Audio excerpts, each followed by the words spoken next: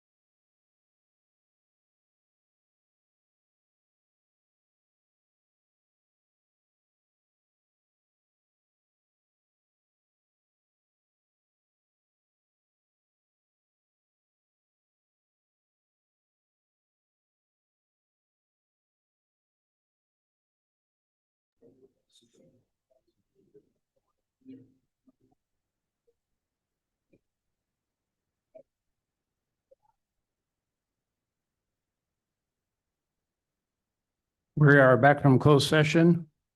We had three items in there.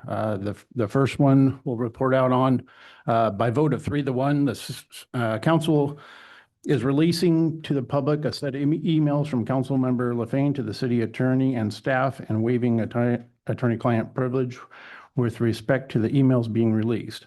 The council agreed to the following announcement. This city council is dedicated to providing transparency with its voters. This action is being taken for the public to understand how their elected officials treat the city staff and use the city's resources. In accordance with the city council protocol manual, all council members are advised to treat city staff respectfully and consider the best use of the city attorney's time. Further, the city council believes that the emails associated with the ones for the reasons of the council member LaFane's censure should be available for public review. So that was item one. The second one is the conference with rural property that'll be put on the regular agenda. So you'll hear about that. And the third one was just information received, direction was given. With that said, will you all join me for the Pledge of Allegiance? Public comment on that? Pledge allegiance to the flag of the United States of America, and to the republic that stands on one nation under God, indivisible, with liberty and justice for all. We have an inquiry from Councilmember LaFane on public comment on the closed session announcements. Okay, It's up to the chair to allow it now, or it can wait until council member comments. Well, before you told me I couldn't, so are we changing that? This would be comments on the report out of closed session. Public comment, It's up to the chair to allow it now. Well, these are council member comment, not public. just so we're consistent, because I remember I tried to speak before and you said I couldn't Well, because I for- wasn't a for member. non-agenda items, yeah. we can do it at the end in council comments. I'd like to see exactly what it is that I'm commenting on, since I've known nothing of this. Well, Okay, it'll with be that- released. Can I get approval of the agenda? Move to approve Hold the on. agenda. I'd like to pull something. I'd like to pull K1 because it's an oral presentation and I would like a more detailed presentation on this item. I would like maps. I would like, They have all that. I don't have any of it. You'll see it in a second. Well, that's not, you can't, You it's an can't- oral presentation and you can't introduce it. No, you cannot. That's not, it's slides. Well, You're not going to hide it the third time. Hide what? That item. Did everybody get their script tonight before we came on board? When were the first two times? The two times when How many times you been here, Kenny? 3. So if you're going to pass out documents that were not, We have no documents. There's a presentation. They're right there. Can I get approval of the agenda? I move to approve the agenda. Second. All in favor, say aye. Aye. Opposed? Nope. no. I have it. Once Okay, again. we have a couple of presentations. The first one's proclamation for Cancer Awareness Month, September 2025.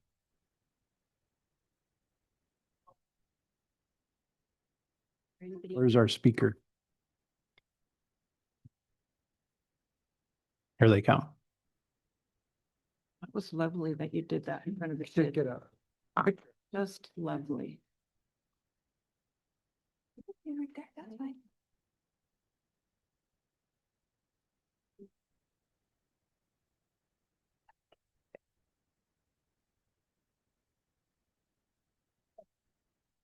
Don't be nervous.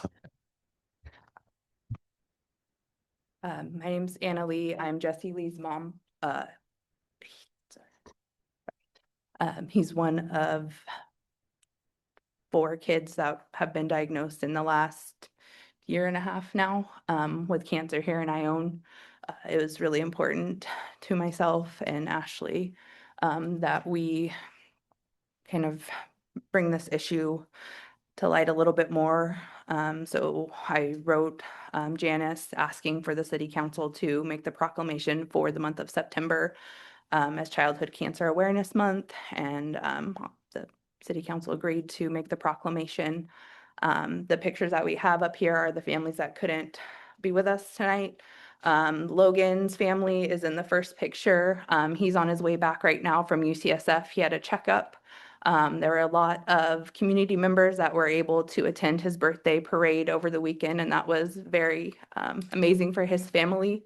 Mateo's family, they weren't able to make it. Mateo lost his fight last October, so he is no longer with us. Brooks, he beat his cancer. And when was that?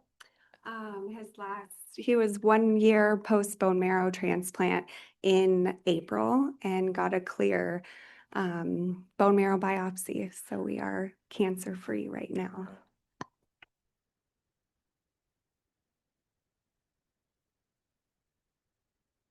And then today is Jesse's 1 year cancer anniversary from his diagnosis date, and his end of treatment date is January of 2028. So we still have a little ways with him, but it's just important to us. And in September, there's going to be a few fundraisers and things to raise some money for Alex's lemonade stand, and then we're going to try and earmark some of the money to go towards the different cancers that the kids like. There'll be a week where the funds go towards T-cell ALL, which is what Jesse has, a week where it goes towards JMML for what Brooks had, Mateo's cancer and Logan's cancer, different both weeks. And then there'll be some t-shirts going out, and then we're going to try and do some other things during September just to kind of fund some other pediatric cancer research projects. Any questions? Thank you very much. We appreciate the courage that you've shown. Can we get a picture with you standing in front of the council? I'll have Councilmember Mitcher do me the honor of presenting the proclamation because he's the good public speaker. If you would, if you want to get there and read it to him or however you want to do it. We'll read it here so everyone can hear it. Proclamation for Childhood Cancer Awareness Month, September 2025. Whereas each year thousands of children across the United States are diagnosed with cancer, the leading cause of disease-related death among children. And whereas children cancer affects children and families from all walks of life, and its impact is felt deeply in every community, including here in the city of Ione. And whereas advances in research and treatment have improved survival rates, but too many children still face long, difficult journeys and far too many lives are lost too soon. And whereas children undergoing cancer treatment often miss out on important moments of childhood, school, play, and time with friends. And their families bear emotional and financial burdens that can last a lifetime. And whereas raising awareness of childhood cancer can lead to increased research funding, improved treatment options, and greater support for affected families. And whereas gold is the color symbolizing childhood cancer awareness, and during the month of September, individuals and organizations across the nation wear gold and host events in honor of the children fighting cancer, the survivors, and those who have been lost. And whereas the city of Ione stands in solidarity with these children and their families and reaffirms its commitment to supporting efforts that seek to prevent, treat, and ultimately cure childhood cancer. Now therefore, Stacy Rhodes, Mayor of the City of Ione, hereby proclaims September 2025 as Childhood Cancer Awareness Month in the City of Ione.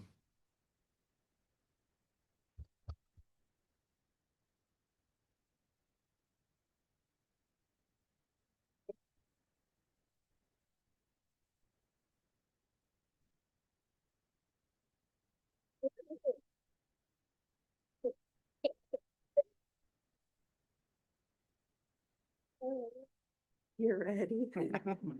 Thank you. Thank you. DC? We have some stuff. Police department has some t-shirts and hats. Police department has some things for you. Anna, Carlo. Come back. We got some things for you. Was unaware. We have gifts.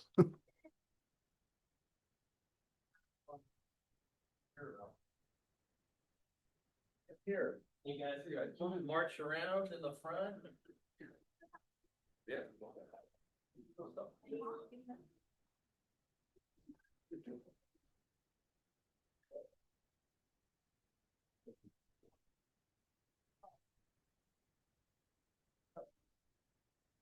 Last one, they make me read one of those. Thank you. Great. Okay.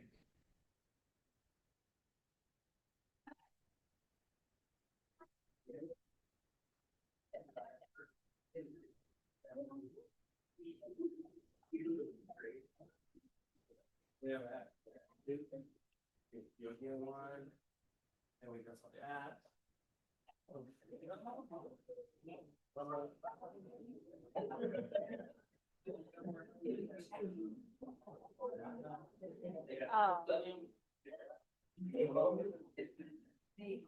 Sure.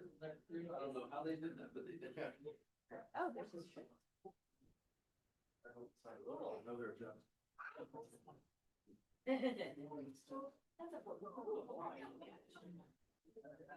Have a little one in the back too.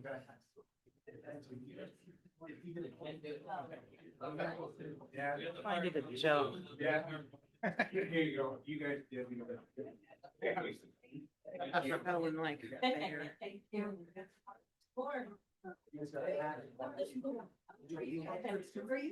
I should have put it all in the bag. Yeah, we should have. Is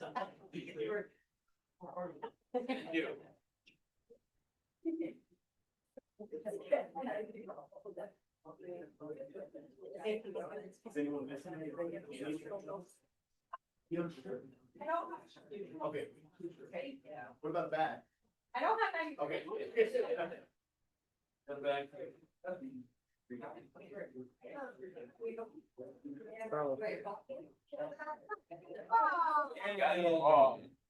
We'll grab it out. Thank you again, guys. Thank you.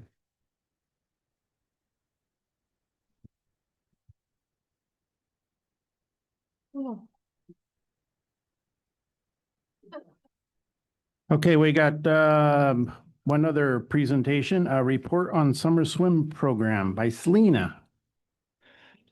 And so I just wanted to say a few words before Selena did her report. You can come on up, Selena, but Selena and her department has worked tirelessly throughout this whole summer.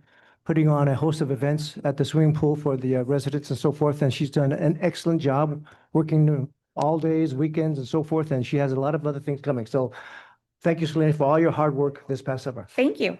I guess I've never, thank you.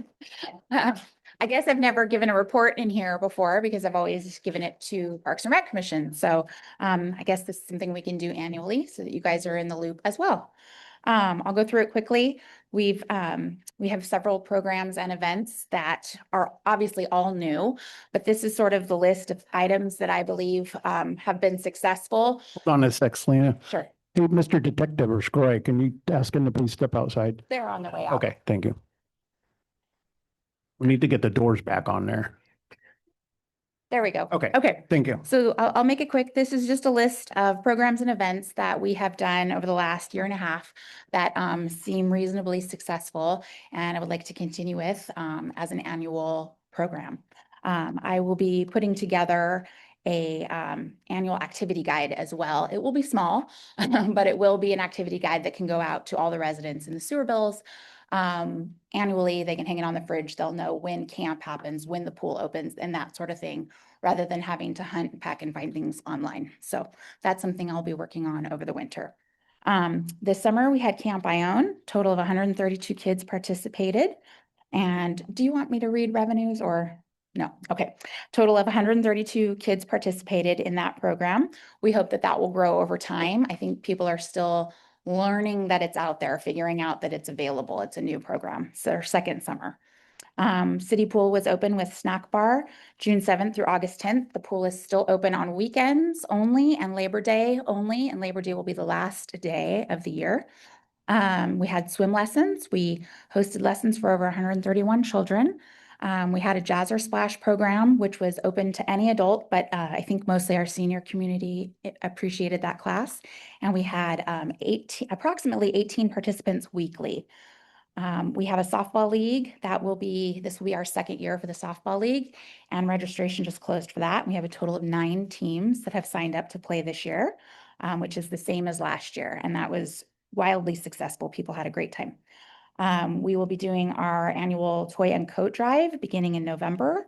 And all those proceeds go to the local children here in our community. And I work with the principal of Ione Elementary to get a list of children and they're anonymous, but just their ages. And we put together a package with a present, a coat, and maybe a pair of gloves and that sort of thing. And last year we were able to help over 47 children receive a toy and coat. So we hope to obviously grow that program each year. This year coming up, or as far as those are our programs. So now for our events, we held a polar plunge on January 1st.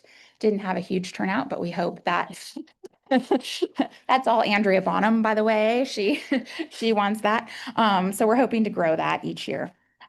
We held last year an Argonaut High School recruitment day, and I plan to do that again this year, where I go and give the students an opportunity to ask what type of seasonal jobs we will have open to them.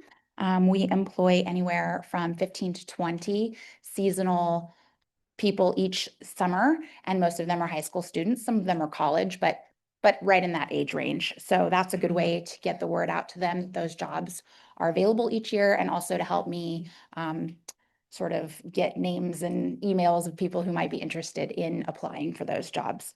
Ione Homecoming, this was our first year participating in that, and that was a lot of fun. We were in the parade. We also had a little stand. We did a raffle. We did our May movie night, which was fun. We did a pool movie night. We did a grand opening pool party for the first day that the pool is open. We hosted a parents' night out. It's an opportunity for parents to drop their kids off. It's $15. They get 3 hours, then go out to dinner, whatever they want to do. We will be doing that again during Christmas time to give parents a chance to Christmas shop or whatever it is they want to do. Ione Under the Stars, Mr. Lee lined up a few concerts for us last year, and I think it was a good time. We are looking for a band, but hope to hold one of those here soon for fall.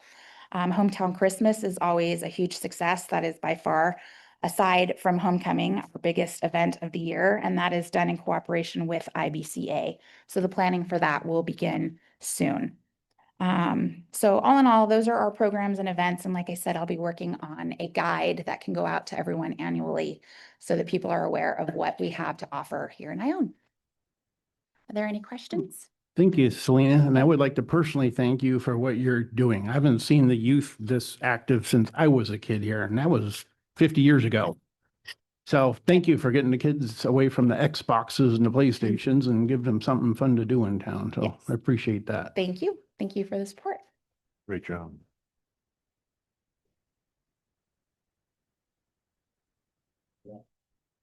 All right, moving on to public comment on items not on the agenda. Does anyone want to speak on things that are not on the agenda?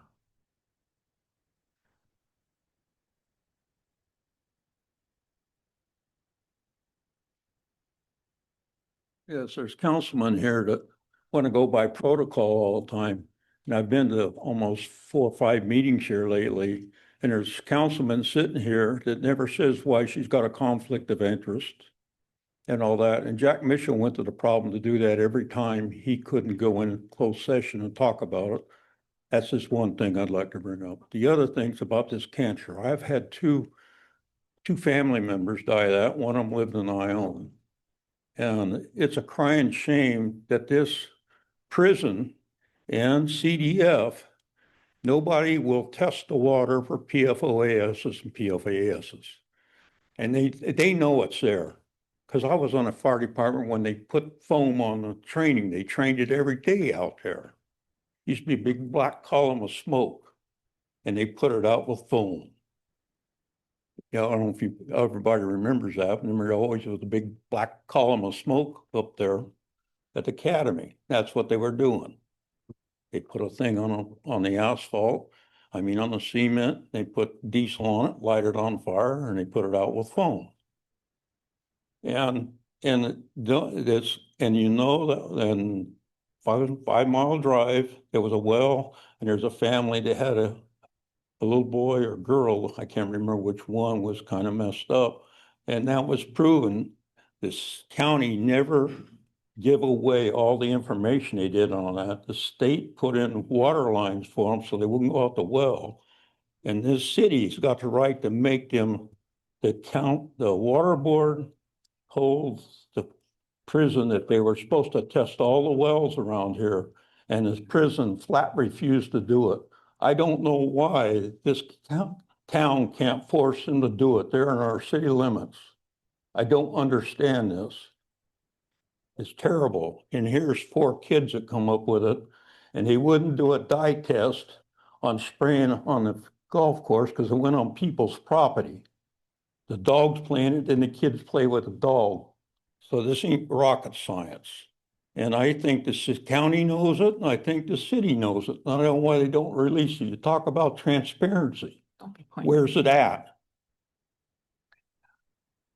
Because I know the county knows it. We got a supervisor here. And he knows it too. And nobody will bring it out and show the paperwork. Thank you.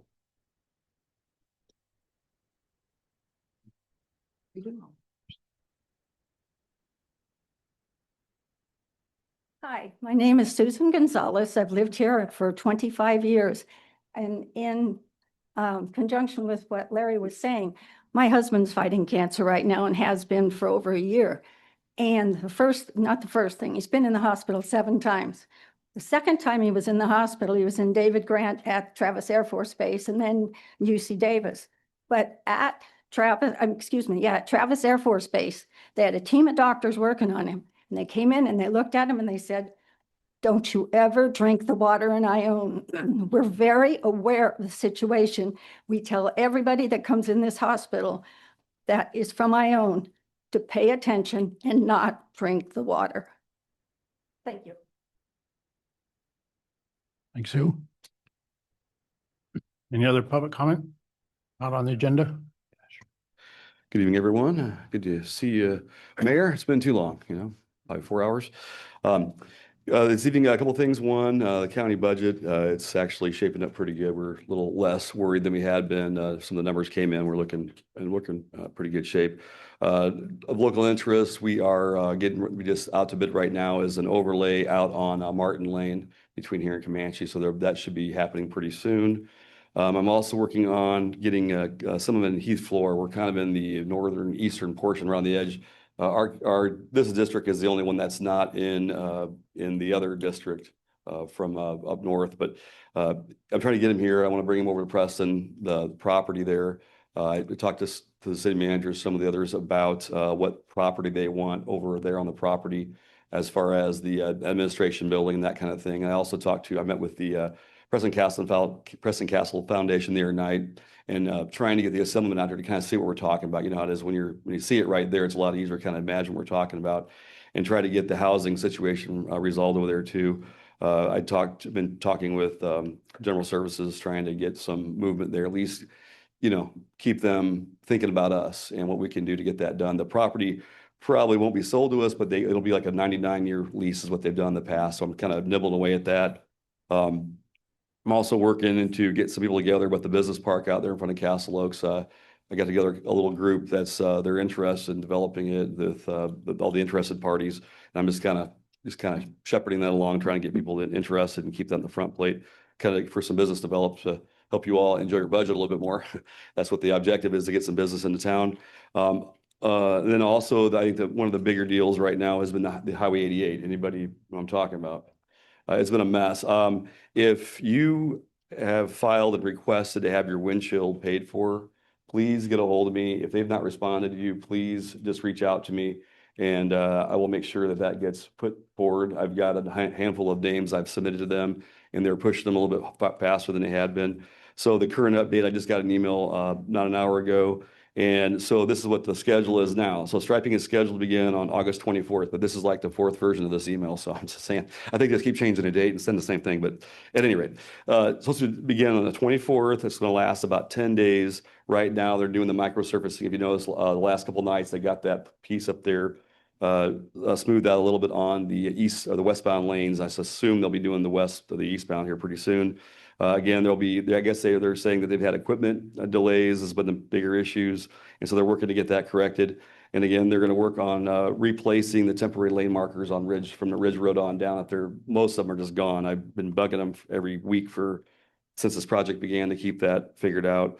There's obviously been a number of other accidents and stuff this whole thing's been involved in. My neighbor had a $6,500 paint repair on his brand new Tesla, which is kind of a major pain in the rear end. But if you have any claims that you feel like you're not being heard, please reach out to me, and I will push that forward yet again to our Caltrans representative, and they've been fairly responsive after a little bit of that. So anyway, that concludes my report, and if there's nothing else, then I'll take a seat.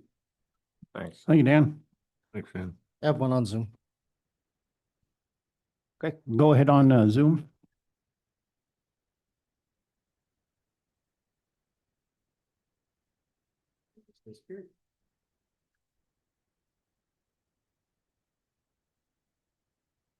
I want to ask it again. Are you there on Zoom?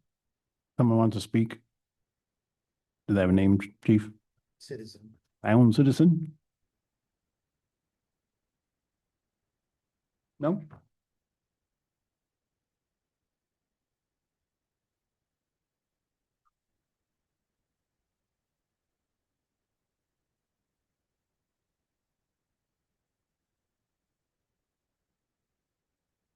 No? Okay. Close public comment. All right. Hello? Can I? Hello? When you did that, I was already. Okay, go ahead.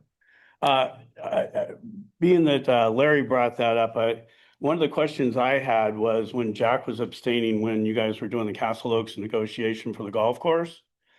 I understood that, but I didn't understand how he voted for the tax increase for Castle Oaks and those communities and didn't pull himself out of that same conversation. It ended up being a 3-2 vote, and he was able to vote on that, but he wasn't able to talk about the golf course. So I guess to Larry's point, if we're going to talk about Allison and why she was out today, I'd like to know why he was able to vote to increase the taxes for a couple of communities that I own and Wildflower, but pulled himself out of the negotiation for the golf course because he was saying at the time, I'm a citizen of that area, so I need to stay out of the meeting. And that was a 3-2 vote. So just something that came up when I heard Larry mention that. I thought we should be talking about both of these things because he sat out of every meeting and the negotiation for the golf course.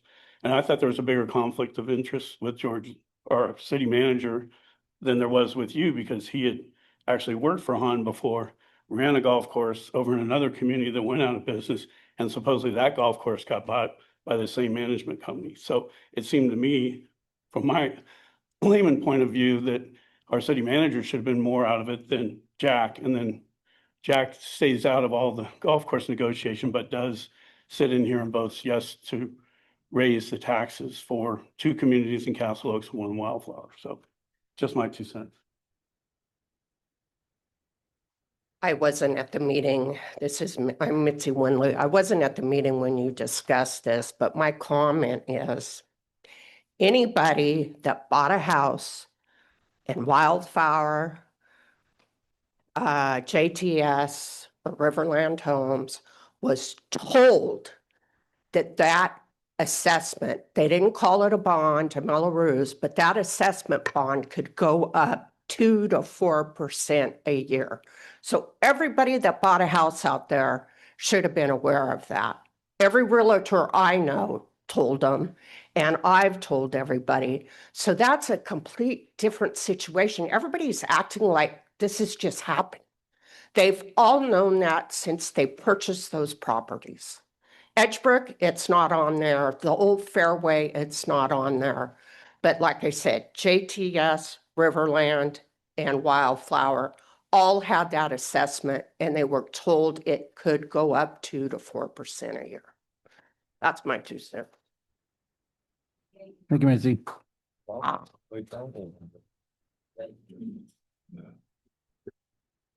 I would just like to add that I pay the $875 a month, and I'm not really bitching about it, to be honest with you, but I was not told that. And we were not told that there was only certain areas that were paying it. We were under the assumption, and my loan papers say, all 5,000 pages say that it was $875 a month, and there's nothing that says you only pay it and other people don't. So no, we were not told that. And I have a house in Castle Oaks with a real estate background as well. Well, you should have been. Well, I wasn't. That's a shame. Any other public comment? We can try this again. Okay, go ahead on Zoom. Can everyone hear me? Yes, there you go. Thank you. Hi, everyone. My name is Patricia Angija. Thank you for allowing me the time to speak today, council members, city staff, and residents. I have 2 concerns that I want to bring up today. One is I appreciate the notice that City Manager George Lee made on August 9th regarding the potential conflict of interest between US Mine and the water from Howard Park, and him clarifying that there is no water being diverted from Howard Park. However, I would like us to go over the email. Agenda. Oh, it's on the agenda? Okay. Yeah, I would like but to you can get that speak then. on it on the agenda. The agenda. All right. And then the next thing would be to echo everyone's concerns about the rate of childhood cancer and the water as well in town, possibly being correlated. I've reached out to different varying public agencies, and such as the Water Board, Public Health, and it seems like no one wants to take the responsibility for possibly analyzing the water. And I think on a city level, I think that's where we should be concentrating our attention, because it is our city that is being affected. Childhood cancer rates in just the 4 cases we know about recently is about 16 times the national average. Now that seems wrong. And because it's so recent, there are no studies on it. The public agencies refuse to really look at the pretty clear numbers. So I would just appreciate that our council would step up and take that issue on, because it's our health, it's our kids' health. And even if I know some people have controversial opinions about people in prison, you know, those articles came out about the prison water. It's all related. So we're all people, and I think we should be taking care of ourselves, and we should have our representatives make sure that we're, you know, having healthy water. Thank you. Thank you. Thank you so much. Anyone, chief? No one else? All right, we'll close public comment. Mayor, I'm glad to respond to a couple of the comments raised if. Okay. if you'd like. For closed session, Councilmember LaFane does not have a financial conflict of interest. She doesn't have to recuse herself. There's particular matters where her personal interest is adverse to the city. So on the advice of legal counsel, she is excluded from those particular closed sessions, but it's not a financial conflict of interest. For Mr. Mitchell and the tax measure, all council members are advised to review the agenda and look at matters where they might financially benefit. That's where conflicts of interest come into play. But voting on city taxes and new taxes and special taxes is generally not a personal financial benefit where they would be recused from certain matters. Thank you for the clarification. Okay, can I get approval of the consent calendar, please? I make a motion to approve the consent calendar. The warrants. Second. So we have a first Second and to pull the second to warrants. approve them. No, second to pull the warrants. There was a motion to approve them. So Great. We can pull for discussion. Just because you say it fast doesn't mean it happens. do we have a second? We have a motion on the You floor. don't, you don't need a motion. You don't need a motion to pull something from the consent. Okay. Okay. All right, go ahead and pull.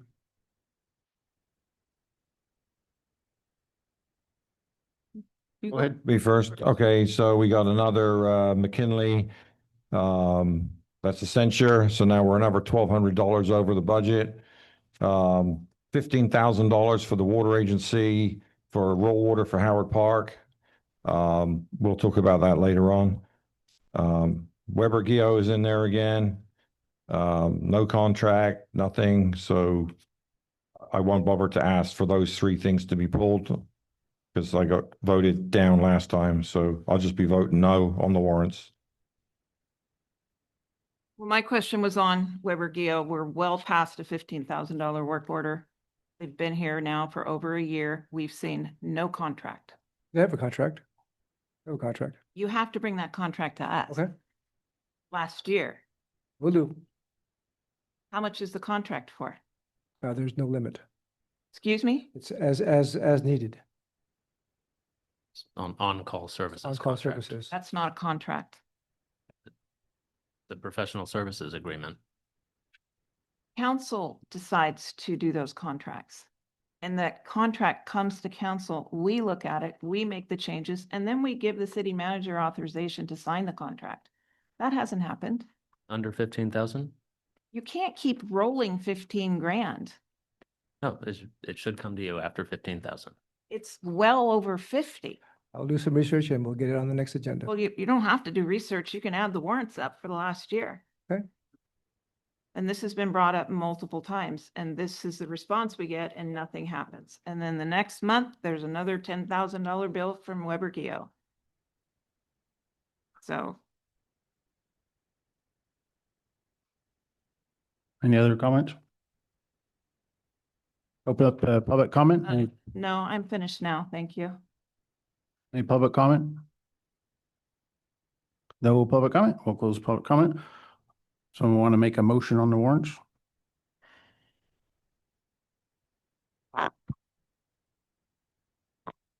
Make a motion to approve. Do we have a second? Second. We have first and second. All in favor, say aye. Aye. Opposed? No. Have it.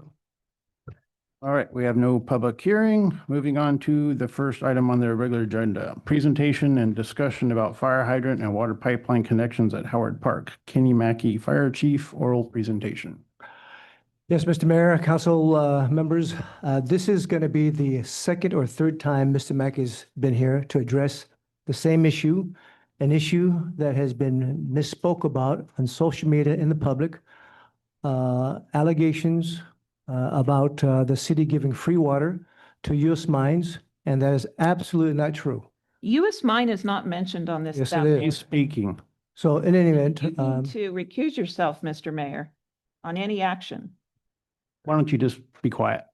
so in any way, Mr. Mackey is here to again, hopefully put this issue to bed once and for all, because he has many other things that he could be doing in terms of a training with his staff and so forth. So Again, Mr. Mackey is here again for the third time, and hopefully this puts to bed any and all issues regarding the city giving free water to anyone. I'm sorry, Mr. Mackey, for taking your time. You're good. Good evening, Mayor and members of the council and the public. The city manager has asked me once again to come before the council in regards to the raw water line running through Howard Park, to report on the history, what it serves, and what it's taken place. I am not on any side other than assuring public safety. I have some slides in a presentation, and I'd be more than willing to print these out for anyone to see. The pipeline was installed in the early 1950s by the sand plant owners, then Glady McBean. It crossed over Highway 104 east of Ione, running west into the easement inside Howard Park, and crossed under the highway known as Highway 88, which is now known as Highway 124, to the sand plant. It was later sold to Owens, Illinois. It was later sold to Uniman, and later sold to the current owner, U.S. Mine. The raw water line that Glady McBean hooked up was to the PG&E pipeline, the raw pipeline back in the 50s, is located at the Mirkwood Cabin, which is east of Foothill Boulevard and 104. That's on the old Highway 104 side. That is the original valve, the OS&Y going to the pipeline, still in place. That's the original pipeline hookup in which the meter used to be installed on until approximately 2017. This is the wetland that the pipeline ran west from that location on 104 down through what's now known as Wildflower.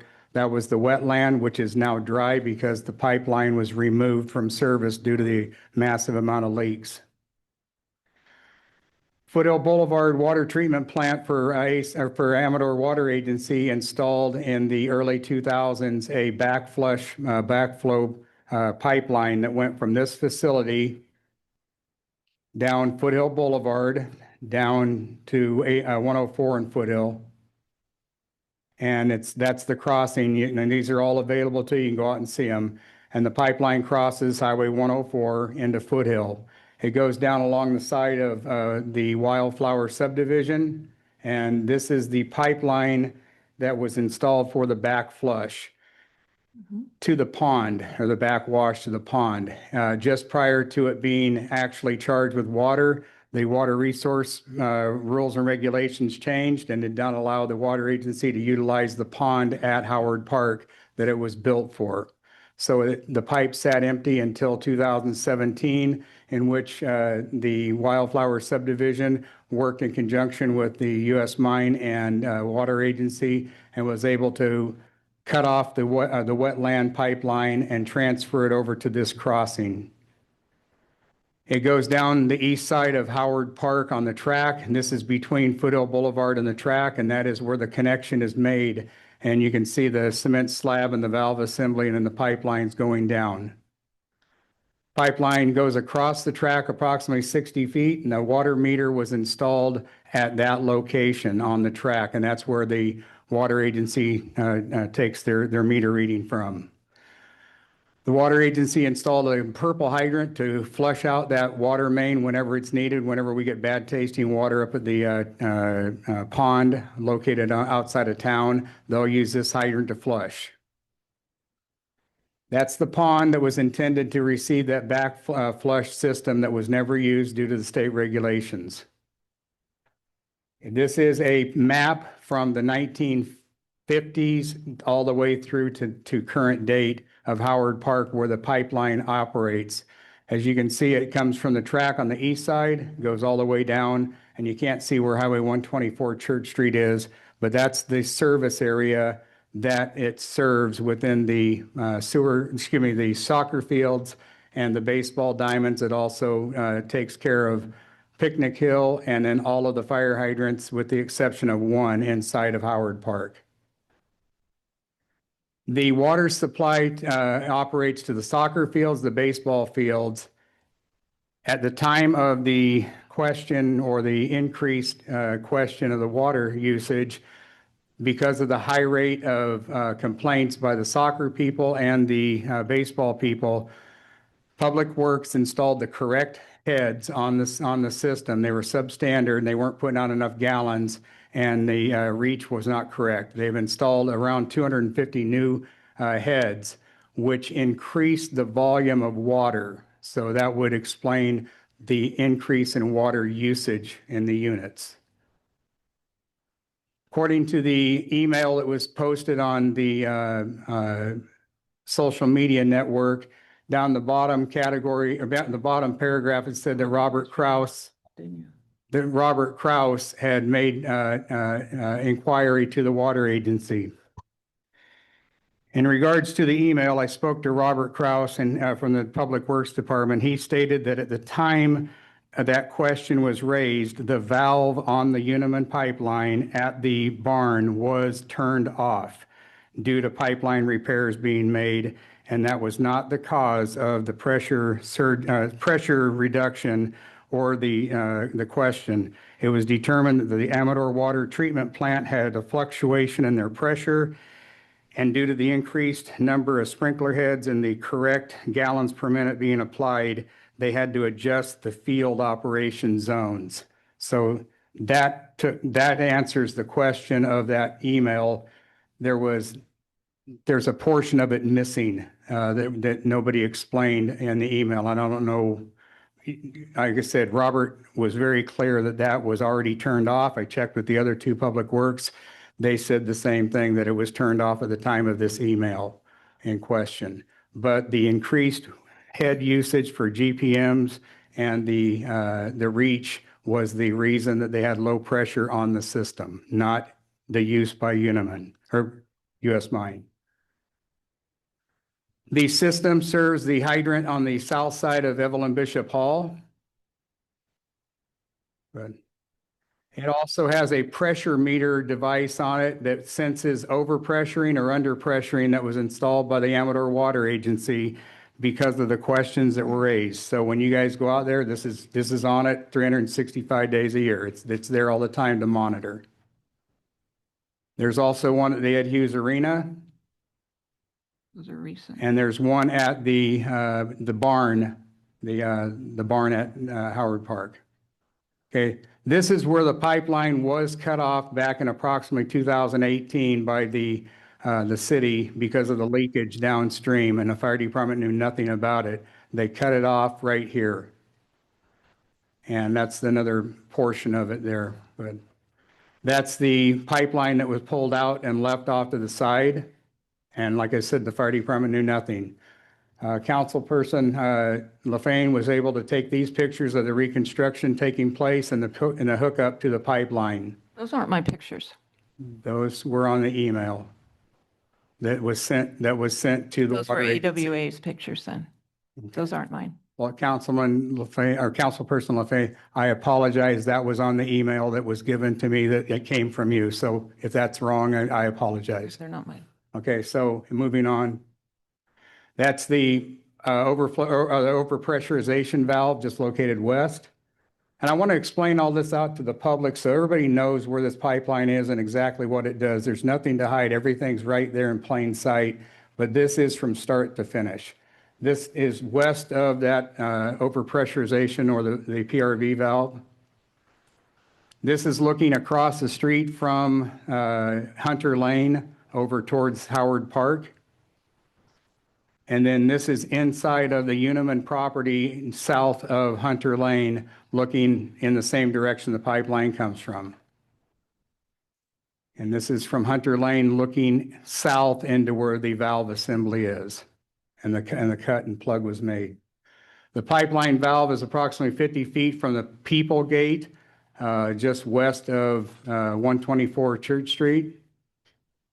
And this is the pipeline that was dug up, and this is the day they did it. I went out and took pictures, and it was cut, and you can see the pipe that's sticking up on the top. That's the portion that goes or used to go out to US Mine. That has been plugged off, cement capped, and what you see on the top there is a blow-off valve just so they can clear the line out, and that's standard procedure for that type of a system.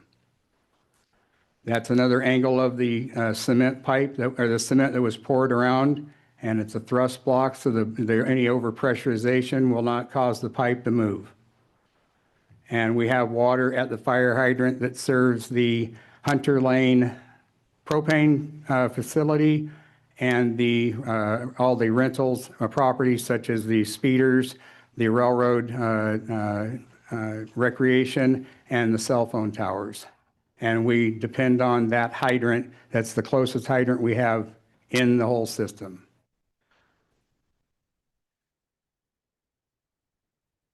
I have nothing further.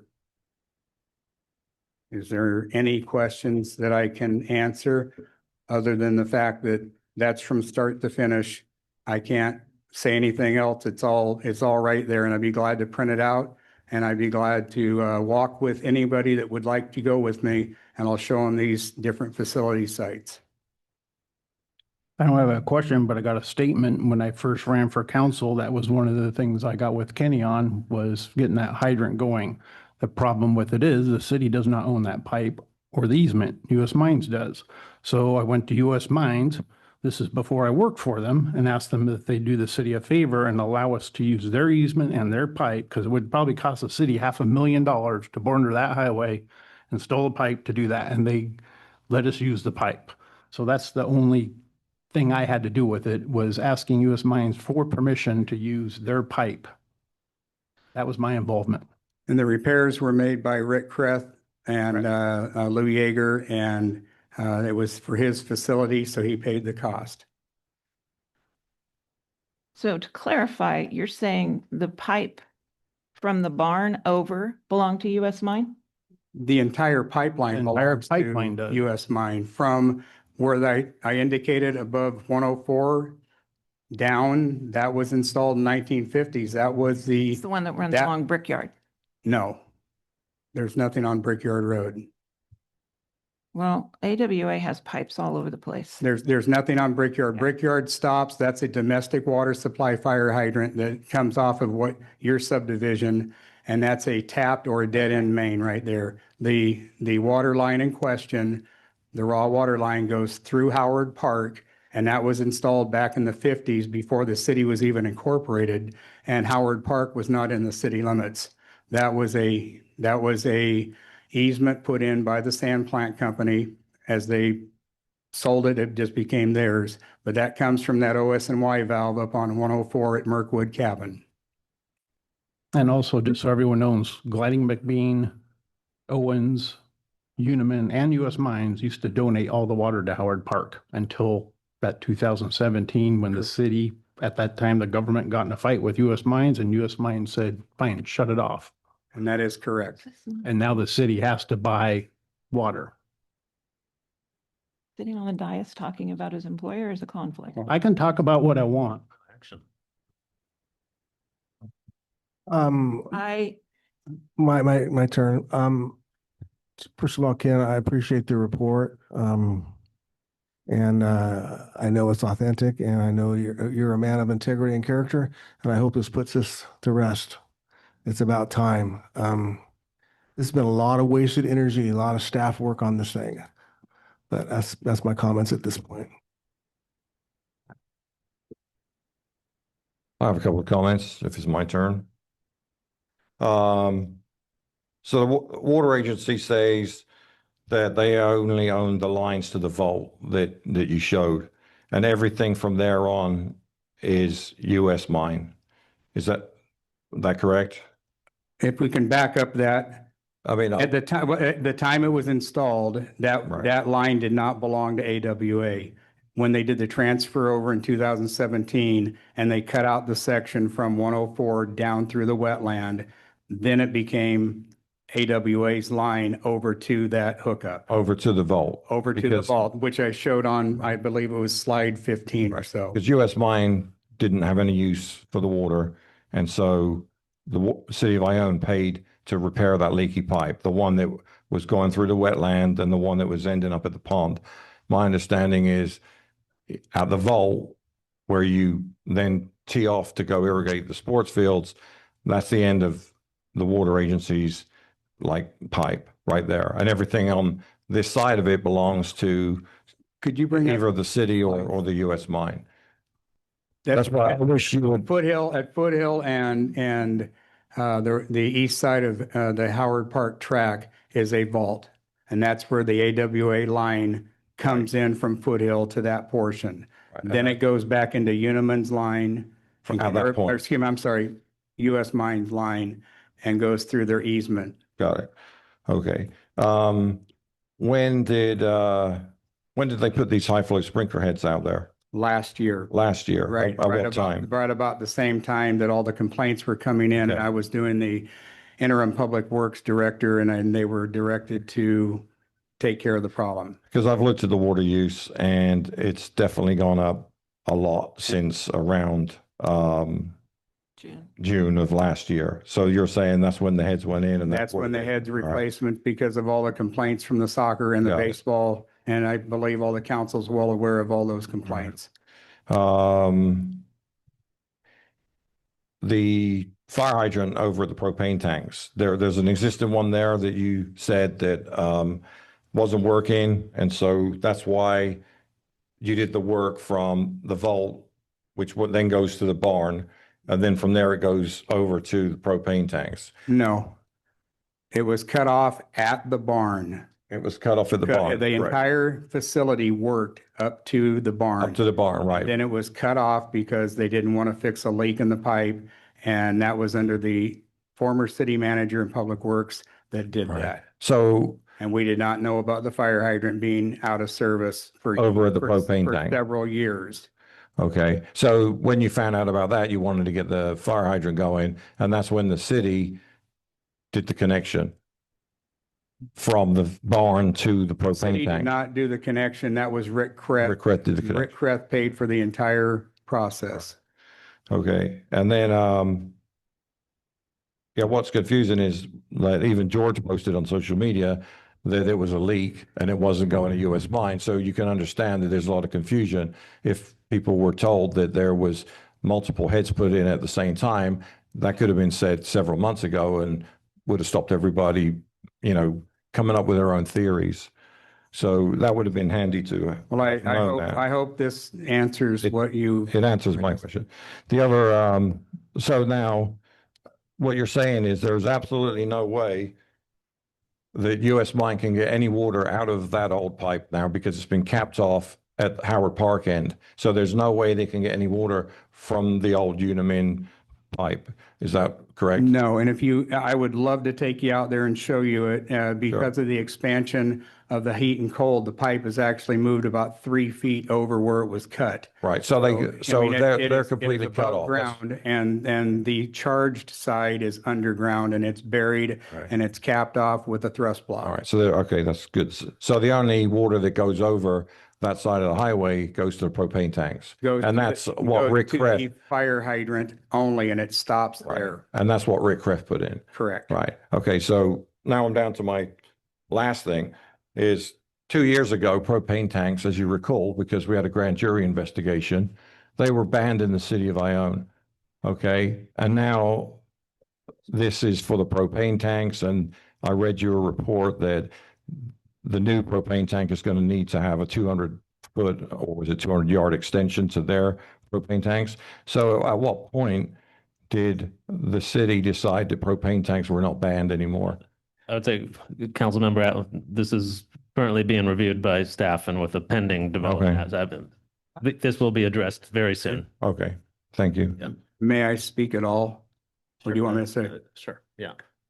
The propane tank in question was installed in 2007, had nothing, no bearing on No, I'm this. talking about, I realize that, but there's two separate conversations here, and I'd love to talk to you about it. sure, be happy to do that. Thank you, sir. Thank you. Any other council questions for Ken? I have, not for Ken. One last question. Has the city ever been given one of their raw water account numbers to US Mine to use? No, No. not to my knowledge, no. Mr. Rhodes? Do you know that answer? I don't even know what you're asking. Has the city ever assigned one of our AWA account numbers to US Mine? No. Okay. The one other thing I'd like to add is of these handful of accusers, there was one that actually took me up on my offer. I took him to the water plant. I took him to the mine. I showed him the whole pipeline and he totally understood it. And no one else has came to me to even ask me this. And this happens over and over on different subjects on social media where I'm getting blamed for stuff. Just call me. Y'all know where I live. I got the big guy in front of my house. Okay, one last question then. Is your employer planning on putting the city of Ione's tertiary plant on their Title 22? It's been on there for 100 years. You have no clue what you're talking about is normal. That's a totally different subject. It was just taken off by the water board. Because of your meddling, you probably cost the city $1 million. You have no clue what you just did, like normal. Well, we'll see about that. Stay to the agenda, please. All right, any My other final comment is, I hope this puts to rest and to bed any additional allegations of the city giving free water to anyone, anyplace, anywhere. The city doesn't do that.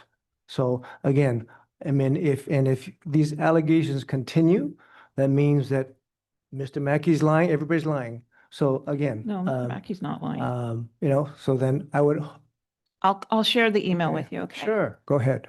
Council, I will print this out if it's okay with the attorney and everybody here. I'll print it and put it in your boxes, the complete PowerPoint. But I would like to close by saying that after consultation with Josh, that he cleared that I can make the statement that any council member, each and every council member that makes statements that is not sanctioned by the council. And if any company or persons makes a claim of that person, the city does not have to defend that person because they make it on their own tuition. So even in the Ledger Dispatch, we can be retroactive, Josh? I don't know what that refers to. If there are statements in the Ledger Dispatch by a council member in 2021, 2022, that counts as well, right? Council member was not even on council at that point. He's saying generally for your personal statements, the city won't take up. Got it. All right. So I brought that all in a censure against Mayor Rhodes. And you two said, no, it's not censurable. He had newspaper articles where he was For slamming. one, you're off topic. This is a presentation by Ken and we've taken up enough of his time. Forward. I don't think I've ever seen a article that has slammed the city council, and if it was, it certainly wasn't authored, certainly was not authored by me. 2022. We'll bring it out so we can read it and make it public. was in the That would- Ledger. Can we talk one at a time? It was in the. That's what I like to see. I like to see people talk one at a time, please. Are we done with Chief You were Mackey? the ones that brought this here. Thank you, Appreciate it. council. Thank you. And please, my door is open. My telephone's always on. If you have a question, please call me or come by. Thank you, council. You did keep my ringtone, right? All right, any public comment on this? You guys set this up, okay? It's very clear. You've been told the mine isn't getting any water and there's no leak. I don't care what happened in 2018. Why can't we just move on and quit wasting so much They're not time? moving on. They're not getting water. Am I correct? Does everybody agree that they're not getting water? No. Oh, you think they're getting water? Okay, so Kenny, I guess you're wrong because. It has nothing to do with Ken Mackey. But you believe This is public that they're comment. getting water. That means the public gets to comment. The mayor. I am. Shut up. Continue. So if they're not getting water and there are no leaks, this subject should be done and over and everybody should move on. The two things are they're not getting water and there's no leaks. Why can't you just move on and just move on? It's to the point that we're such a laughing stock in this county. It's ridiculous. Thank you. Thank you, Mitzi. And the reason I said shut up, just so you all know, is because I've been accused of it before, so I might as well start using it. I really think those two councilmen ought to write a letter because they made a councilman write a letter apologizing for what they said. They didn't have anything. They made a councilman write. How come you two people don't write a letter to US Mine apologizing for what you've done? I never said anything about US Mine, Larry. What do you mean you did? You were backing her every way of the No, I way. wasn't. You were just here arguing about that hookup, and you knew about it as much as I did. All I said was the water use had gone up, and now I know why. Even George said there was a You leak. could have asked. You're a councilman, you've been here as long as I have, but not longer. You haven't been as long as I have, but that whole Uniman line comes down off the deal. We went and looked at it. The meter didn't even work. You could go and spin the meter the other way. And it was leaking up there on the property up above Wildflower. And they still got the easement. No matter if AWA's got it, I think they didn't give up that easement to the park. And the park was originally Howard Park property, which Unima Mine leased their land from. We bought that property. Matter of fact, that sewer line out there, they go to industrial park, we're gonna have to pay to hook it up. That's what paid the other $365,000, if you remember right. You still own, US Mine has the right to that. And it's terrible. You two people ought to write, this city ought to write a letter. You guys probably cost millions of dollars to this city. I tried getting how much taxes US Mine pays the county and sales tax. They won't release it. But I guarantee you, it's more than any other company that pays taxes in this county. I'll guarantee you that. Thank you. All I can say is the lady sitting over there, she's just after Stacy and the other two councilmen. I think it's about time you give up. Have you been out there and walked that pipe to see where it goes? I was the first one to see it.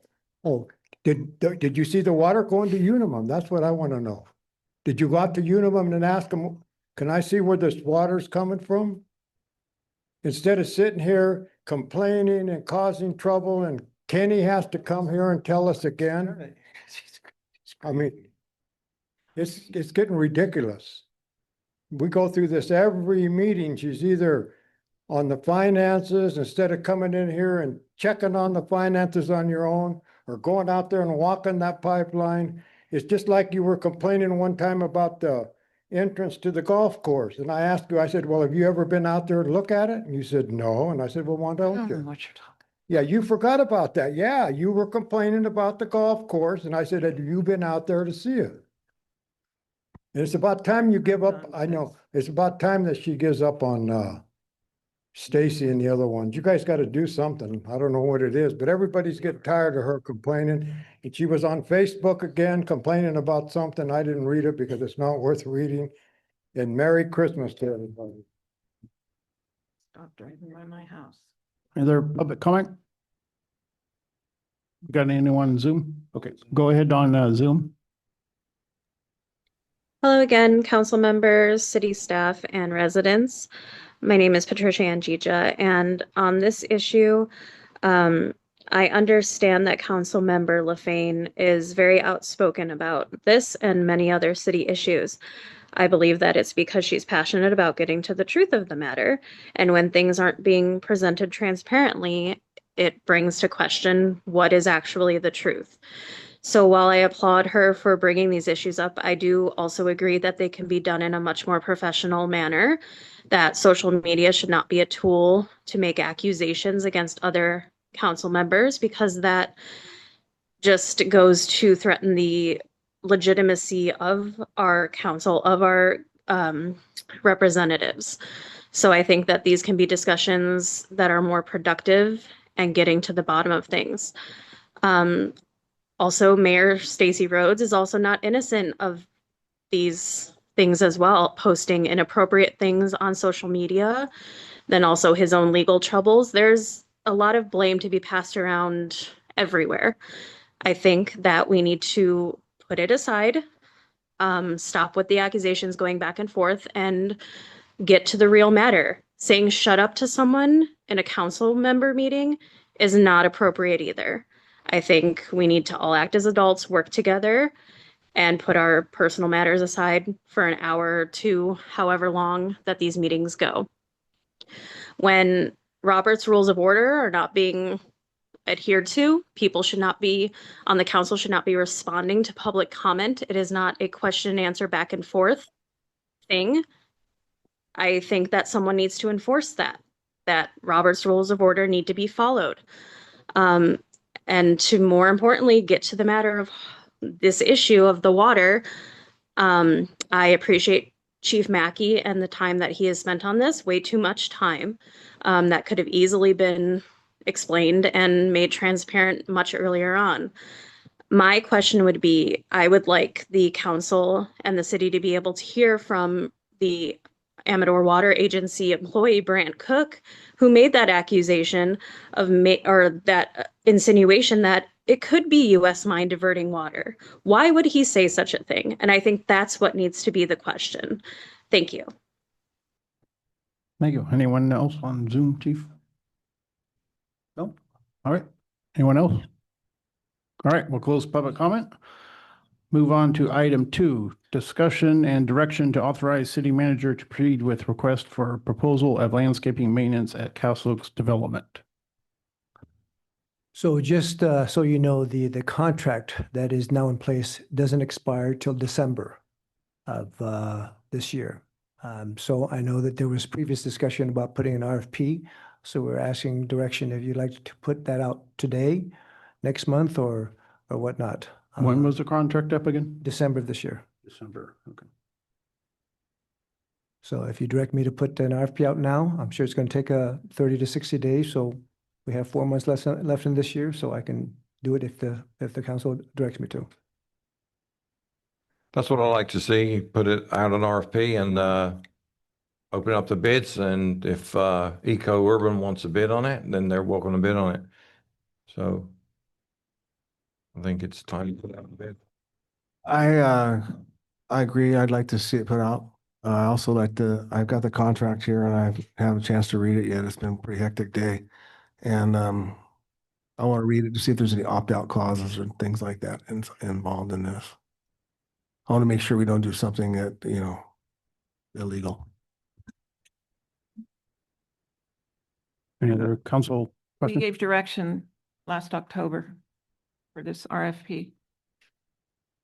So we're finally getting around to it, then good, because we had a lot of public unhappy with the work out there.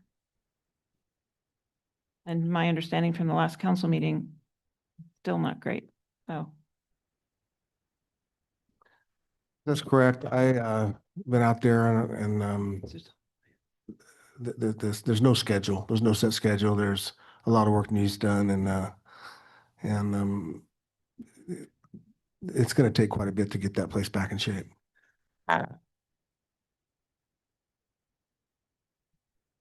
Anything to add, Councilmember No, Mitchell? I think the direction is to proceed with the RFP. We can take a look at it, move forward. Form a vote. Take public comment first. I have one question for Council. Is it okay to put it out now, or do we have to wait more close to when the contract's up? Like Councilmember Lane said, we should have done it a year ago. We couldn't have done it a year ago, but It should be timed appropriately, and I would like to review the contract as well and make sure Okay. that's all dialed in. Yeah. okay, all right. So open up to public comment. Patrice.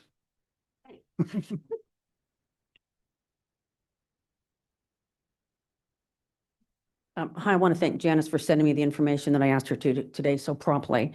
I had a copy of, I would assume is the contract, and it was I had asked for a scope of work. There really isn't a scope of work. The scope of work, if this is what the scope of work is just says maintain areas, mow this, mow that, no schedule, not done once a week, not checking broken sprinklers, not fertilizing. I mean, it's a poorly written, and not by you, George, by Mr. Hankin, a poorly written scope, and I'm using the word scope loosely. I think before you put out an RFP, I think you need to come up with, and I think Jody wholeheartedly agrees, we need to have a scope of work. You need to spell out what needs to be done, the times that it needs to be done. It hasn't been mowed now in 2 weeks. I went out there and checked on my way here. And I checked this morning. And I think we need to have a We need to see if there is water along the 104 where all those bushes are that are dying. There might not be water there. Maybe we've just expected rainwater to take care of those. I have no idea. I think Jody would know that more than I do when we go out there together.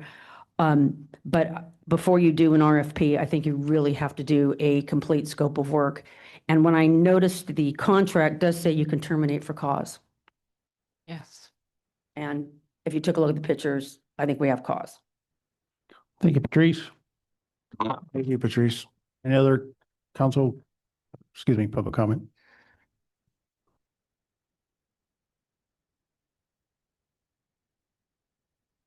If that's outside the perimeter or going to entrance, a lot of that's on state right of way. I wonder if you got permission to go in there and dig it up from the state.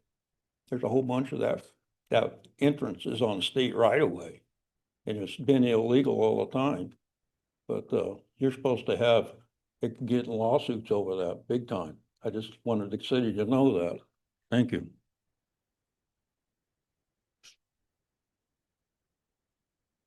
Any other public comment?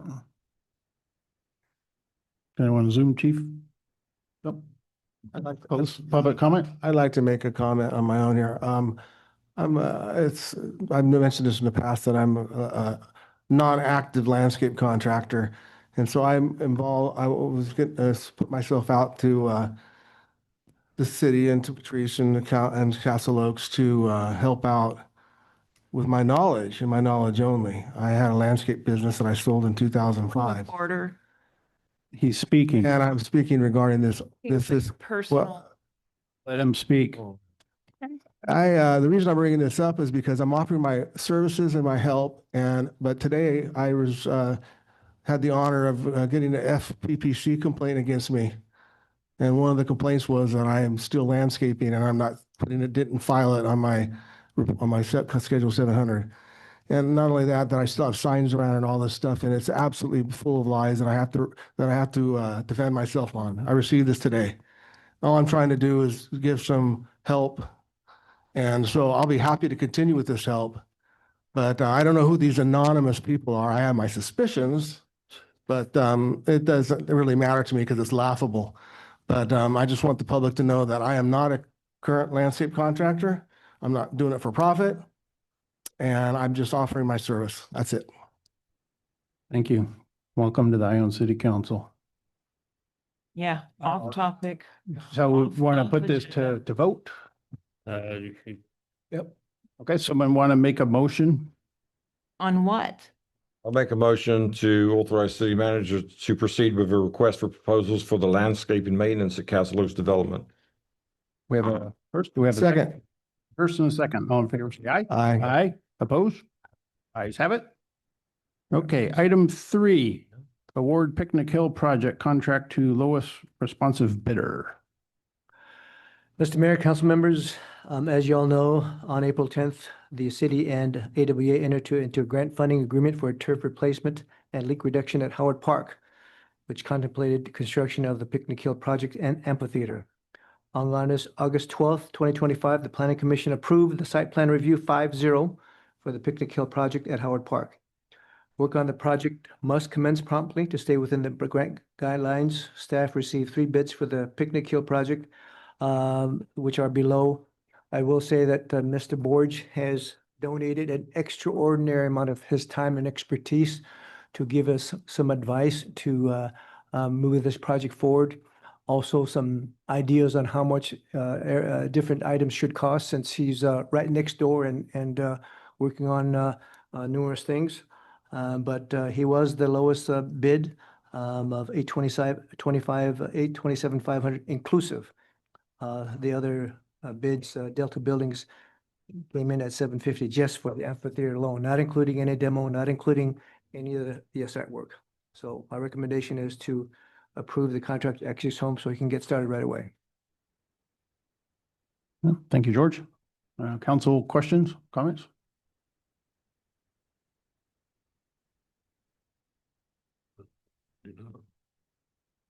I have no comments other than I'm certainly for this.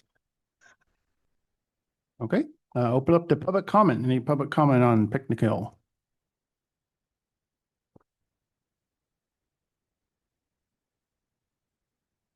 I would like to thank Tom. I think he's doing an excellent job out there and he's getting it done.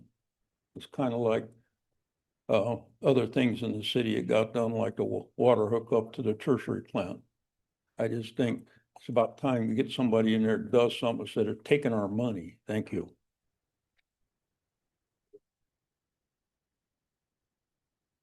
Any other public comment on this? Anyone in Zoom, chief? All right, we'll close public comment. Yeah, I think it's a great idea. Looks good out there. Plans look good. So someone want to make a motion? I can ask that, the motion include authorizing staff to execute a construction contract with the bidder. I'd make a motion to award Picnic Hill project contract to Axios Homes with Authorization to staff to execute a authorization of the contract. staff to, Execute a construction contract. I just like to do that to them, execute a construction contract. We have a first, do we have a second? I'll second. We have a first and a second. All in favor, say aye. Aye. Aye. Opposed? Ayes have it. Okay, the fourth and last one on the agenda, approval of purchase agreement for the city to acquire the property at 217 West Jackson Street located in city of Ione, California. We could pause to pass around some additional, do you have documents on your chairs? No. Good pass. These are the ones you saw in closed session. Okay. There's a few more documents that are part of this agreement that are available for the public as well. Just supplemental documents that are part of the contract. Mr. Lee, sorry. Okay, thank you, Mr. Mayor, council members. As you all know, the police department is currently renting space for their headquarters at the Ione Shopping Mall. Their current rent is approximately $36.79 on average, including common area maintenance and utilities. The present lease expires in May 2026. In planning for future increases and other potential alternatives, staff engaged discussions with the owner of 217 West Jackson Street regarding a framework for the city of Ione to purchase the building site for police headquarters / city use. Chief Alfred has inspected the premises on several occasions and has determined that it would be an ideal fit for their police headquarters, as it provides several opportunities to reduce overall expenditure and costs currently paid out for county services. He'll provide an overall summary shortly. In short, the city has an opportunity to provide a permanent home for our police department, which will provide plenty of ample parking, storage, room for potential expansion, and provide additional services to residents. This is an attractive opportunity for the city under the terms that was worked out with the property owner, and it finally finds a permanent home for the police department. I do believe it's time to find a permanent home for our Ione's finest, the police department. So, Mr. Alfred? Thank you, City Manager. So when the city manager brought this to me and originally took me over there, I'm not gonna lie, I was a little skeptical when I first saw the building. But after going through the building and the property, I discussed with George some of the pluses to it. As he stated, currently our lease is up at the end of May next year, and we know that our lease is going to go up. So when we started discussing it, I looked at options because one big thing is financing this. And so first, I'd like to just clarify that the down payment for this is coming out of the police department impact fees. Okay, we have that money in our impact fees. And when the budget comes forward to the council, that's actually already factored into our budget. But some of the positive things about doing this purchase is it gives the police department the ability to take some of that money that's going to the county and leaving our city and bring that back into the city. For instance, animal control. Everybody knows that we pay $862 and some change per animal that goes up to animal control. And that's very painful. If you look at the warrants that were just approved earlier in this meeting, it was over $3,000 this month or last month for animal control just alone. I also just received our fourth quarter dispatch bill, which was roughly $80,000 for one quarter. So those are a couple things we're looking at. If this does go through and is approved, one thing we want to do is immediately bring animal control back in-house, bring it into the city.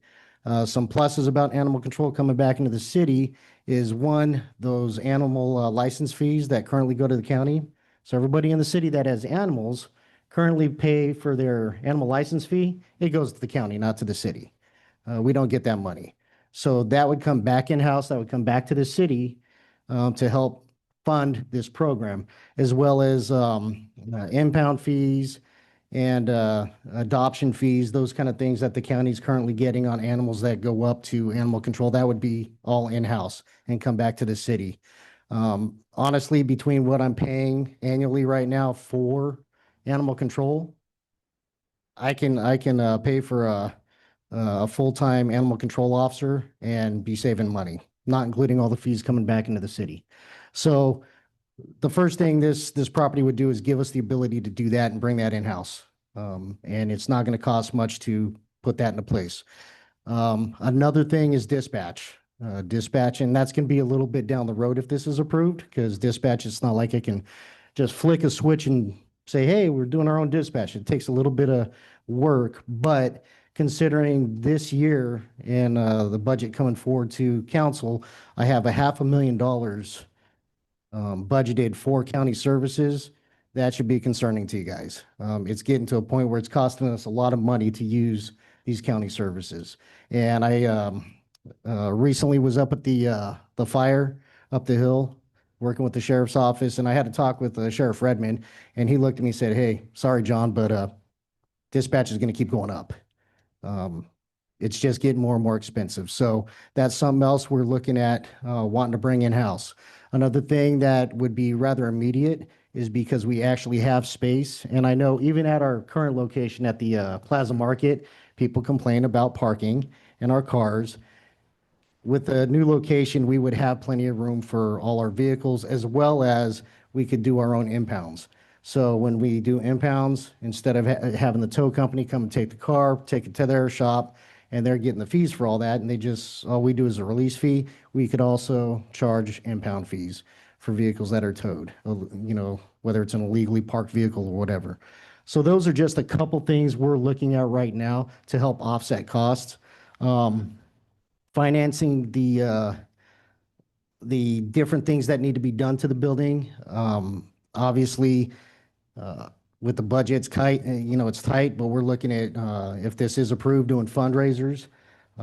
We also have, we're also looking for grants right now. There's a potential that we can get CDBG grant funds. And so Ms. Mackey is working on that right now. So we're looking at fundraisers too, getting the community involved and working that as well to, finance this. So if you have any questions, I'm here. Well, thank you. It's good. And I think the animal control thing is a slam dunk on that one. I have no questions. I do have a comment. I toured the building, and I'm a big believer that our city in the past was in the habit of selling city property to help with the budget. And I'm more for going the opposite way and trying to get some assets for our city. And this is going to will be a great asset. And I think I was quite pleased. I was overly pleased, actually. I think it's a really great spot. And I'd like to add something to that. That's a great point, because right now we're leasing a piece of property that we don't own. And we could take a little bit more money every month and we own the building. It becomes a city asset.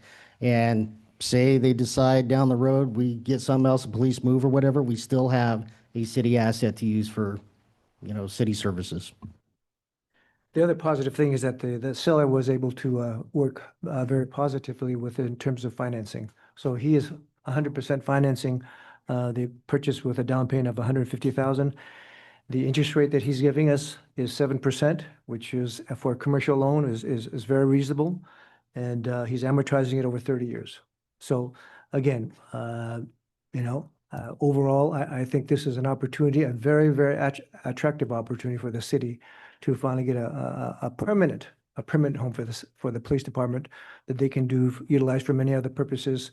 There's plenty of room to grow, but I think it's time that, in my personal opinion, that the police have their own home, own facility to call it home.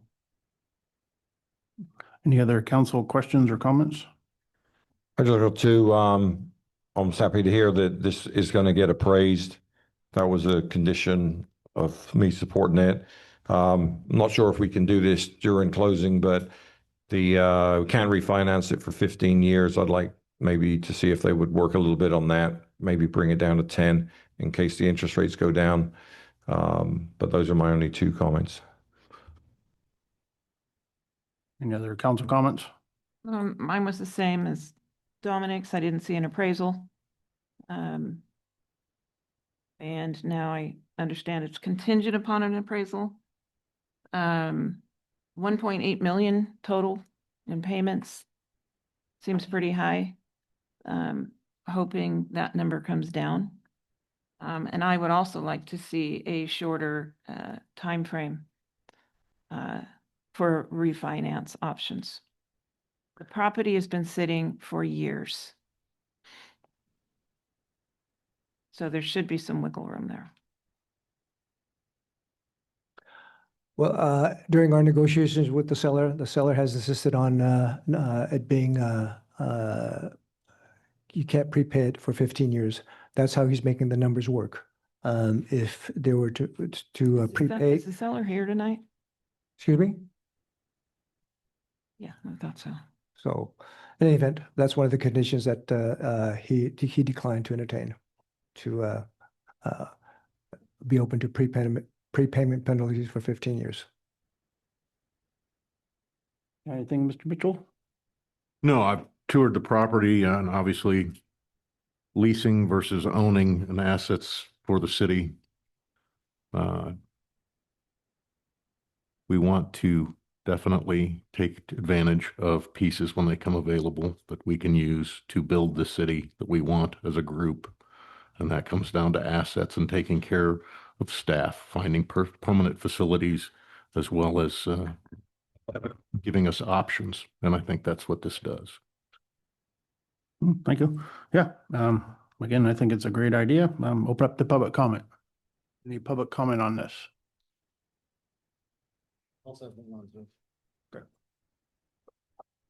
Elmer Rhodey, 621 Pleasant Valley. I've heard this before. Happened next door here. We were gonna buy a building, we're gonna put the police department in there. Then we found out it's gonna cost us too much to try and convert it. How much are we gonna have to pay to convert this? What are we gonna have to meet? All the new zoning codes, we're gonna have to put a sprinkler system in there? Might have to. I don't know what our codes are right now. Has anybody come up with any idea as to how much it's gonna cost the city to convert that complex to a police department? We got a lot of things you want to do to it. Put a dog shelter in there, put a dog thing, we're gonna store cars in there. Do anybody want to see a bunch of old junk cars stored back in there right now? I don't think so. So I think this is not a real good thing for the city to do at this point in time. We ain't got the money. You're talking a total cost here, not 1.8 million or $1.89 million all total on this cost of this thing. I'm against it, just my personal opinion.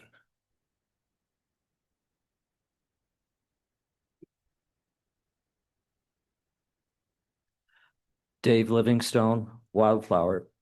I share Mr. Atlan and Ms. LaFane's question about appraisals. This should be done in this case to find out the exact value. It is being done, and it's subject to an appraisal. Public comment. Okay, I also have a question about, the chief said you're gonna put a dog pound in there? Yeah, we're gonna start a animal control if this is approved. So have you checked with the neighbors to see if they like barking dogs all night? We've already got things in place. The area that the animals would be housed in is enclosed and will be soundproof. Okay. Mike, I have another question. As I look at the properties in Ione, I've gone over there almost every time to the farmer's market. I find that place over there is ideal for having gatherings like farmer's market. And it could also have it an entertainment place, so that people can come and gather in there. It's got a nice ground area and that barn is beautiful. So my question is this the best location for police and the fire and the dog pound? I would think that as I've traveled through California many years, that normally a police and dog pounds are on the peripheral of the city properties. They're not in the middle of town. So I think there's a great value in that property to bring in something like retail space, restaurants, other things that can generate tax revenue, sales tax, because we are in total dire straits for that. That property, if the police department and the dog pound go in, there's no likelihood of that ever happening. So again, it's an opportunity for the business community to come in here in a great venue and help provide sales tax dollars for the city of Ione. Thank you.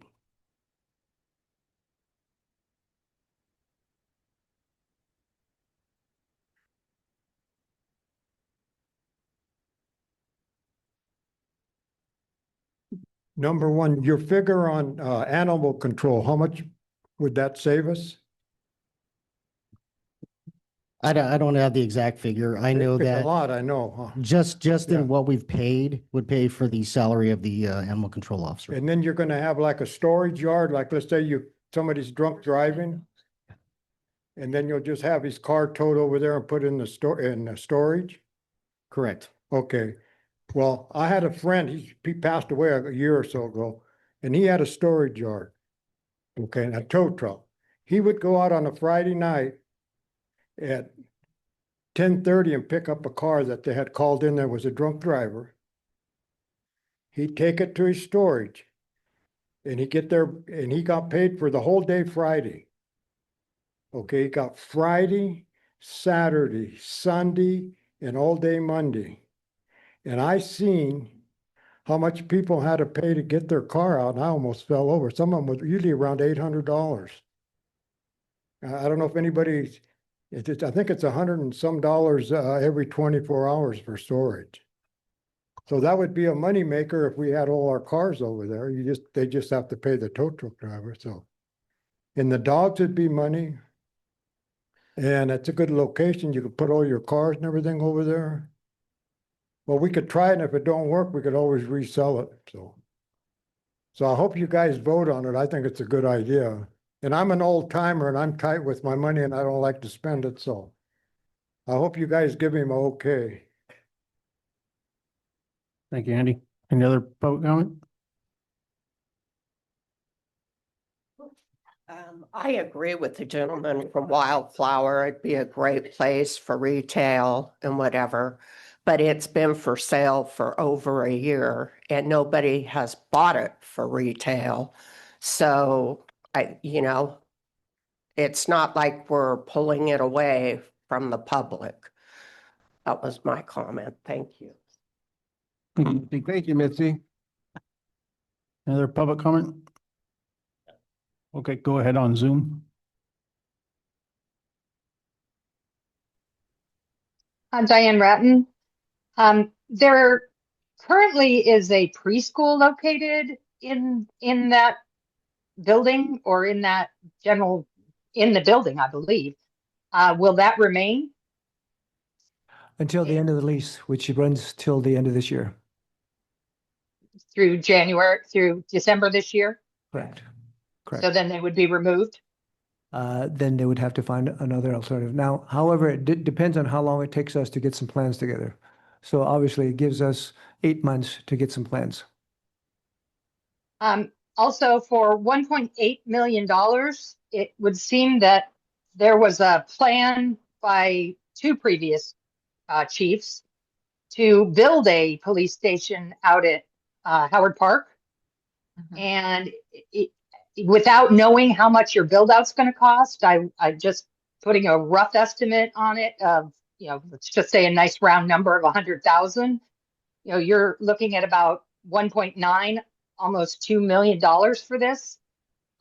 Building a new building, steel building out at Howard Park, away from the public, and for the dog pound could be accommodated without the intrusion to the public. And your cost to bring in somebody to manage the pound, an officer, doesn't account for the food and the care and the vet bills and all of the other things that the town does now. Are those going to be incurred by the city as well? Can I respond? Yes, certainly. I believe if you're talking about building a new facility at Howard Park and expending up to $1.9 million, the biggest hurdle that the city has right now is we can't borrow money. We can't borrow money because the audits are not done. So again, I think one of the most attractive components of this deal is that the seller is willing to amortize this loan over 30 years. So again, there's a whole lot of possibilities out there, but we have an opportunity right now to find a permanent home for the police department. And it is my strong recommendation to this council to have the courage and will to make that call. Because again, another year passes by, who knows what's going to happen? But this is something that it's in our hands and we can control. And like one gentleman said previously, that, hey, if this doesn't work out, which I know it won't, I know it will work out, we can always, utilize that building as a city asset. So again, you're talking about what ifs. Okay, so the city is going to incur, the police department's going to incur the 150,000 for the down.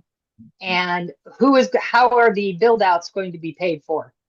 We are applying for several grants right now, and as Chief stated, they're going to have an extraordinary amount of fundraisers.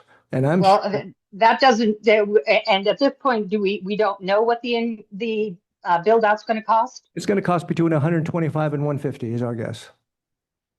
You haven't had anybody come and look at it before Yes, we have. Before you buy this property? Yes, to we have. get estimates and clear estimates? Yes, we have.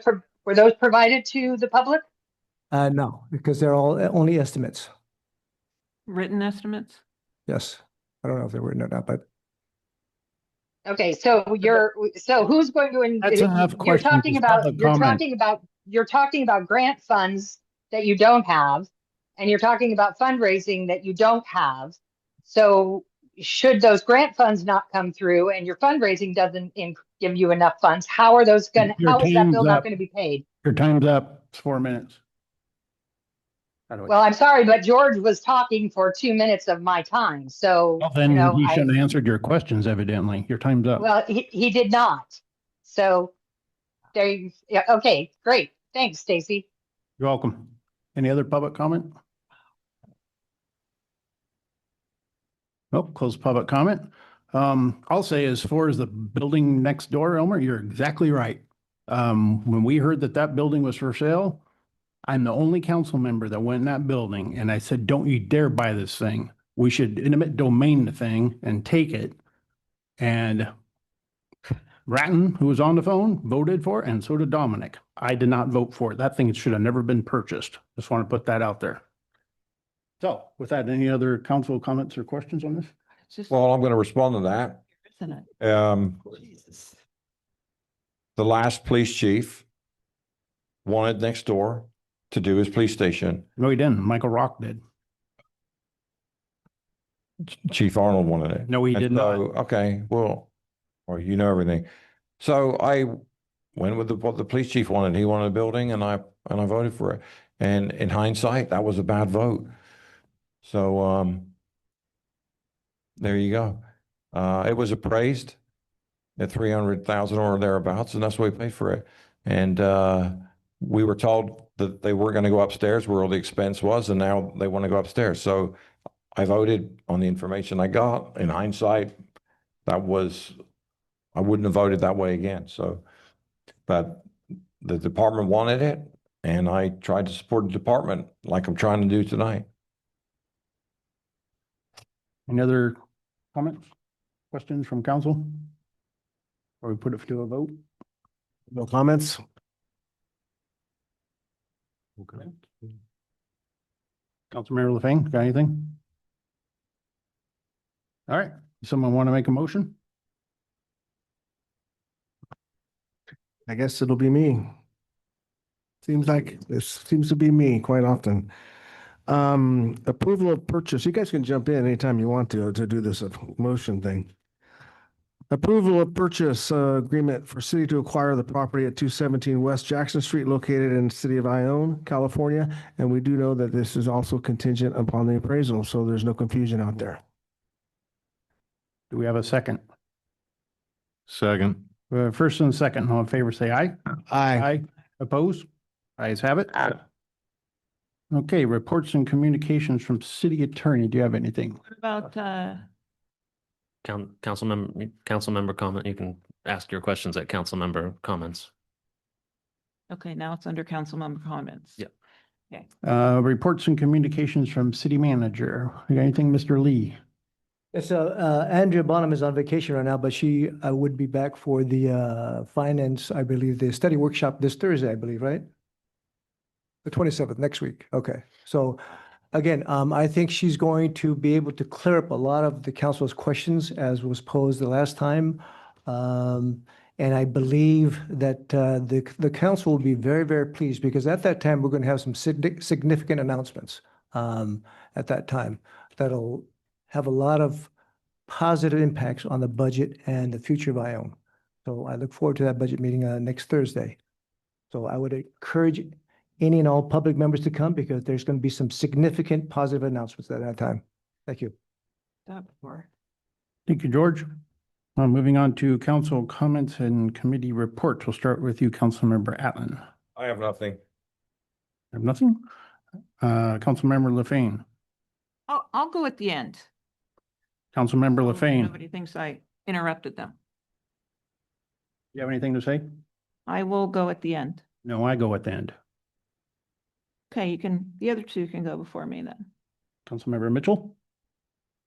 I'd like to thank the city staff and many, many citizens, businesses, and folks that attended Logan Wilkerson's parade for his birthday. For those of you who don't know, he's fighting cancer.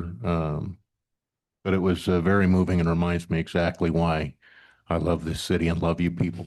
It was very incredible. So thank you. Do that. My wife and I joined that parade and it was heartwarming and very uplifting. I went up and saw the young man and actually his sister Lily Stern worked with us at the golf course, Dom, and she was there and it was just absolutely wonderful. There's so many people there and he's such a handsome young man. So that was a blessing there. I'd like to thank the turnout of our police department. It makes me feel very proud to see everybody here today with the staff at downtown, the volunteers, and all the police that we have on in the city. I think we're quite blessed and quite lucky since I've lived here just my whole life. Anything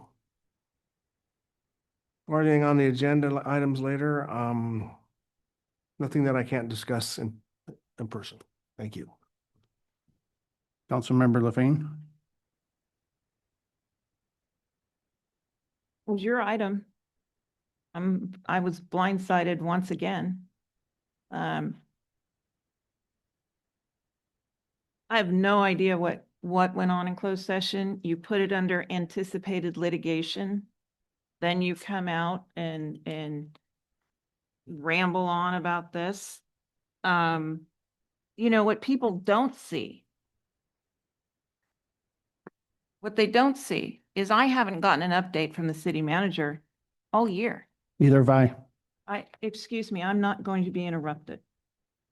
That's because the city manager decided there would be no more written reports to council members. Instead, he meets with the three in the middle. I've gotten no information at all. When I send emails in, they're condescending responses. They are attacking. They are accusatory. I've had emails deleted, not saying who deleted them. And I have no access to my emails since September of last year. I have repeatedly said, please restore my emails, at least for the past 2 years, which is the city's record retention, and it's a fight. When I reach out to the city attorney, it's litigious. Everything is approached that way. I don't know what emails, apparently they'll get. I have no idea what emails they're going to give you. If my tone in the emails is not pleasant, you can take it. George, please stop giggling. I'm not giggling. I'm smiling because you're continuing to put a narrative out there. You know what this is all about, Ms. LaFane? It's about politics is what it's about. Councilman Coleman, come on. Get this meeting over. You know, you individuals staged this tonight. You did. And I knew something was going on when the people showed up. So my problem that started that email was last council meeting. Josh reached out again. I'm on the agenda, the 13th time that they're threatening to sue me over the course of the last year. I'm in closed session. Excuse me, Mr. Lee. And Mr. Varinsky says you don't have to show up until 5:15, whatever. I come at 4:45. I sit down. I'm going through the agenda. The door's ajar. I'd had a conversation with Ms. Varinsky on the phone regarding some emails. What should I do about them? I'm following policy. I'm following all the censure requirements. And he gives me direction. We have a little bit of a scuffle on the phone, but I'm going to take his direction. So I come in here that day, I sit down, and I can hear 1, 2, 3, 4 men in there yucking it up about me. And Mr. Varinsky is talking about our conversation, not just to the city manager as he should, he's sharing it with all of them, and they're all having a good laugh while I sit here and listen to it. So I open the door and say, I can hear everything you're saying. And the vice mayor yells at me and says, well, then shut the door. That is an outrageous lie. I said that. That is an absolute lie. I will not let you lie about that. That is not even close. I didn't say a word to you. I kept my mouth shut, and I'm not going to let you say this stuff. You lie enough about me. I'm not going to put up with that in front of everybody here and not defend myself. That's absolute BS. And I'll defend him because I'm the one that said, shut the door. That's a bunch of crap. I wasn't there. So You owe me an apology. I do not owe you an apology. Okay, then just keep lying. And the reason. Excuse me, this No. is my council comments. These are Order. these are supposed to be brief council member comments, not full discussions on non-agenda items. I think you've said your piece. No, it wasn't on it was on closed session. It was announced out. That's all. And you said I could comment, Are you through? I think you've had your time. right?